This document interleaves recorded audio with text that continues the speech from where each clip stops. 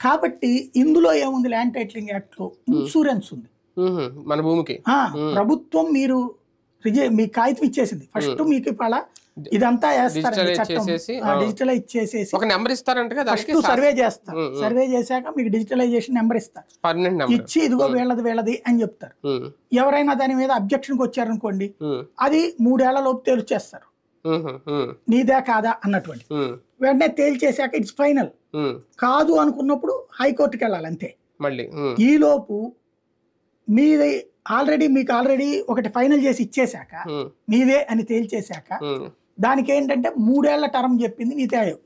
అంటే ఫస్ట్ మీది already registered ఇల్లు ఉంది, ఇందులో పెట్టారు, పెట్టాక 3 ఏళ్ల లోపు ఎవడు లిటిగేషన్ క్రియేట్ చేయకపోతే మీకు పర్మనెంట్ అని శాశ్వత హక్కు. దాన్ని వీళ్ళు ఏం చెప్పారు, 2 ఏళ్ళని మార్చారు రాష్ట్ర ప్రభుత్వం, 2 ఏళ్లకే తొందరగా క్లియర్ చేయడం.